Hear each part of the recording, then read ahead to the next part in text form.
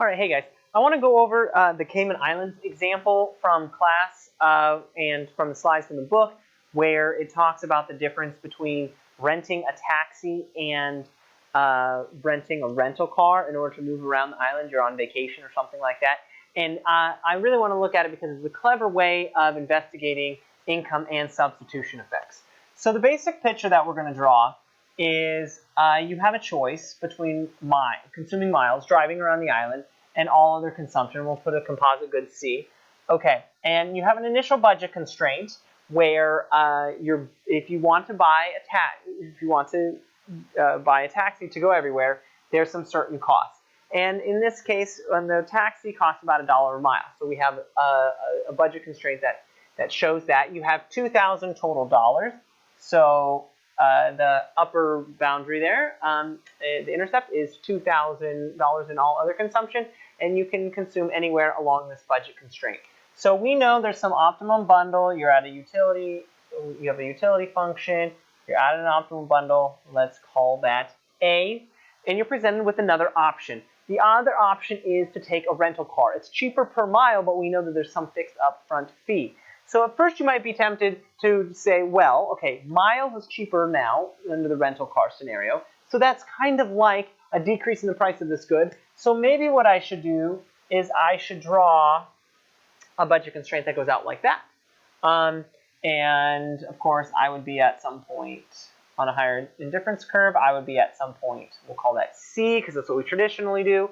And it's cheaper because the slope of this is closer to 0. Notice the slope of the budget constraint always tells you the opportunity cost of the good on the x-axis. Okay, well, actually, that's not quite the right way to go about it. And the reason why is the following, because I'm further told that you're indifferent between the two modes of transportation. So actually what that means is that this is not the appropriate budget constraint. Actually, I have to get some money taken away from me, and that the amount of money that's going to be taken away from me is the fee to pay the rental car, all right? And actually, I'm going to, since I'm indifferent, it means where I'm going to end up is I'm going to end up on the same indifference curve. So really, this is just like calculating a substitution and income effect. I have to take away money from this guy. I don't quite know how much, but I'm going to take away money, and I'm going to be at some point, which we used to call B, some hypothetical point B, where I've taken away some income from the guy, and he's on the same indifference curve. That's how I normally calculate substitution, income and substitution effects. But here, what I literally want to know is, what is point B? Because this is no longer the hypothetical point. This is the point I would be at if I rented a car. So let's go ahead and find point A and point B, and then finally we can find out the rental car fee. What's the rental car fee? Well, it's just the amount of income that was taken away in our pseudo, income substitution effect thing, our compensated budget. And really the distance between here, 2,000, and the distance between the total amount of money I will be able to spend on all their consumption in this second scenario is going to be the same as the rental car fee. So let's go ahead and find point A. In order to find point A, it's a typical maximization problem. We're going to maximize our utility function, and our utility function over goods x1 and x2 is really just going to be a simple 0 to the x1 to the 0.1, x2 to the 0.9, and it's going to be subject to my initial budget constraint. So my initial budget constraint is P1x1 plus P2x2 equals $2,000 in income. Well, I told you originally the price of the taxi was $1 per mile, so P1 is going to be $1. P2 is always $1, so I can just do x1 plus x2 is equal to 2,000. All right, let's go ahead and solve this using method 3, where I take this slope of the indifference curve, that is the marginal rate of substitution, is equal to the slope of the budget constraint. So the marginal rate of substitution is just partial u partial x1 over partial u partial x2. Let's go ahead and take the derivative with respect to x1. I bring down the 0.1, put it in front. I've got x1. 0.1 minus 1 is the same thing as saying negative 0.9.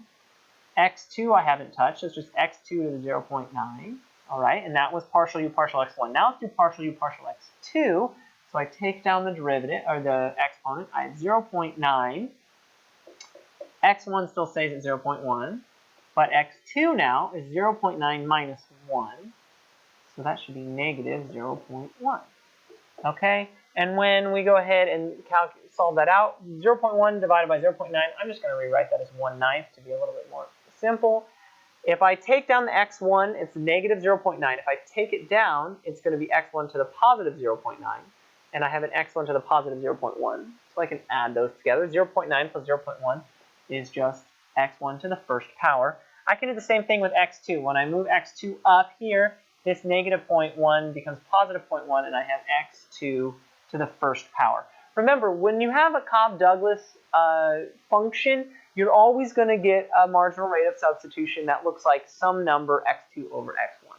Okay, now what I want to do is I want to set the marginal rate of substitution, the slope of this, it's got to be equal, right? So I just found the slope of this indifference curve. It needs to be equal to the slope of the budget constraint. Well, the slope of the budget constraint is P1 over P2.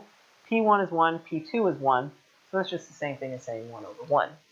Okay, now let's go ahead and calculate this. So I have x2 is equal to, and this is 9 times x1. I can actually multiply both sides of this equation by 9 times x1. These will cancel out, and I'll have 9 times x1 here. All right, so I look at it, I'm like, okay, x2 is equal to 9 times x1. Am I done? The answer is no, because I still have an endogenous variable here, x1. But what do? I have to plug this back into the budget constraint. Plug into the budget constraint like I always do in order to get rid of that endogenous variable. So I'm going to take x2 is equal to 9x1. I'm going to take this x2 and I'm going to plug it in there. So I'm going to get x1 plus 9x1 equals 2,000. x1 plus 9x1 is equal to 2,000. That implies that 10x1 is equal to 2,000. Implies that x1 is equal to 200. And furthermore, if I'm purchasing 200, I'm at this point. Okay, so at point A, I'm buying 200 of this. How much x2, or how much of my composite good can I afford? Well, it's just going to be, they're all $1. So if I buy 200 of this, I can only buy 1,800 of x2 in order to make 2,000. So x2 is equal to 1,800. Okay? And so, let's put this up here. x2 is equal to 1,800. And that's this point A. Now, real quick, because I know that at point B I'm indifferent to the point A, which means I need to find how much my utility is at point A. Let's find the utility by plugging this into the utility function and see what we get. Okay, so the utility is equal to 200, right? I took x1 is 200. I just plug in there 200 to the 0.1 times 1,800 to the 0.9. Okay, and that's approximately equal to 1445. So let's just call that 1445. This is the utility curve that's going to be labeled with the ordinal label 1445. Now let's look at point B. So I can't do the traditional maximize my utility on this budget constraint because, one, I can't change this utility. I need to end up with 1445. And two, I don't know the budget constraint. So I'm going to do constraint minimization. Remember the exact same thing that I do when I find the compensated budget. I'm going to minimize the budget subject to utility is equaling to 1445. Okay, so to find B now, what I need to do is I need to minimize my expenditure. Okay, so this is the world of, don't forget this one was the taxi, okay, and this one is the world of the rental car. And so in the world of the rental car now, the rental car is only 20 cents per mile. It's not $1 per mile anymore, it's cheaper, okay? So we know we're gonna have some sort of substitution effect out to the cheaper product. So our new expenditure is gonna be 20 cents a mile times the amount of miles I buy, okay? Plus x2 still, because that's still $1, okay? And now I need to be subject to x1 to the 0.1, x2 to the 0.9, is equal to 1445. Remember, I need to stay on this utility curve. That's what this is telling me right here. All right, let's solve that once again by setting the slopes equal to each other. This is nice. I actually already know what the marginal rate of substitution for this guy is. It's just 1/9 x2 over x1. And that's that. And I just have to set it to the slope, p1 over p2. So let's do that here, okay? Let's go 1/9 x2 over x1 is equal to p1 over p2. Whereas before the prices were p1 and p2, they were both 1, and it gave us a 1. Now, in the world of the rental car, the miles are cheaper per mile, and the p1 is actually 20 cents a mile, okay? And p2 is 1. And so this is going to imply that x2 is equal to 0.2 times 9 is 1.8 x1.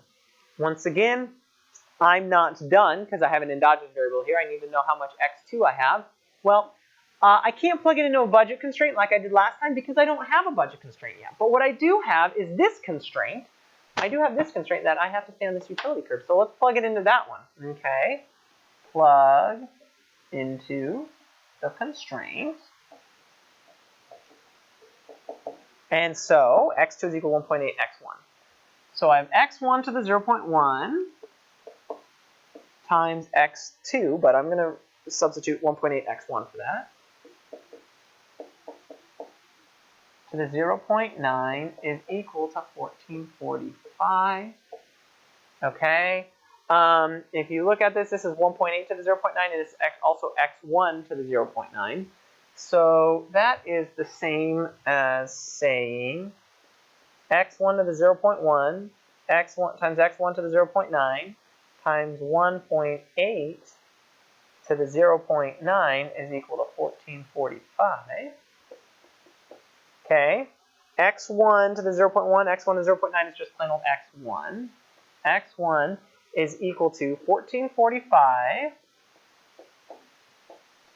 divided by this quantity here, 1.8 to the 0.9. 1.8 to the 0.9 is approximately 1.697 or so, which implies that x1, that's kind of messy, x1 is equal to about 851. Okay, and so that means at this point here, I'm using 851 miles. And I knew that it was going to slide over because it got cheaper. Now, let's find out how much all other goods I can afford at that point. So if I'm using up 851 miles, okay, you might be like, oh, well, I'll just plug it back into the budget constraints and figure out how much all other consumption I can have. But the point is we don't know the budget constraint yet. That's actually what we're trying to find, the compensated budget. So I, once again, need to plug it back into the utility function constraint, which is this guy right here. And so let's do that. So I know that 851 to the 0.1, that's just that, times whatever x2 is to the 0.9 has to equal to 1445. Okay? That implies that x2 to the 0.9 is equal to 1445 divided by whatever 851 to the 0.1 is, right? Because I could just divide both sides by 851 to the 0.1. 851 to the 0.1 is about 1.96. So we're almost ready.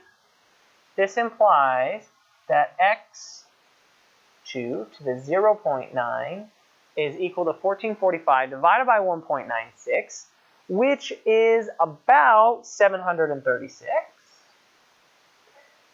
Now finally, in order to get x2 all by itself, what I do is I raise both sides to the reciprocal of the exponent, 1 over 0.9. 736 times 1 over 0.9 implies that x2 is equal to about 1532. Okay, and so this spot here is 1532. So we found point A, we found point B, and if this were just a question about income and substitution effects, you have all the information you would need.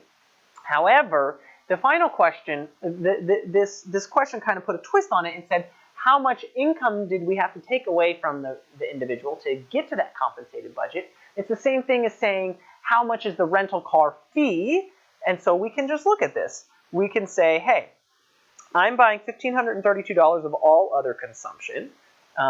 So my total, period there, total expenditure is equal to 851 miles of driving at 20 cents a mile plus $1,532 of other consumption. That's about equal to 1702. Okay, so if you come over here, that means that if I had eaten all other consumption under this new budget line, all right, it would have been 1702. And so if I look at the difference, if I had, how much money did I have? That means I had $1,702 in this scenario. Whereas in the original scenario, I had 2,000. So 2,000 minus 1702 is about equal to $298.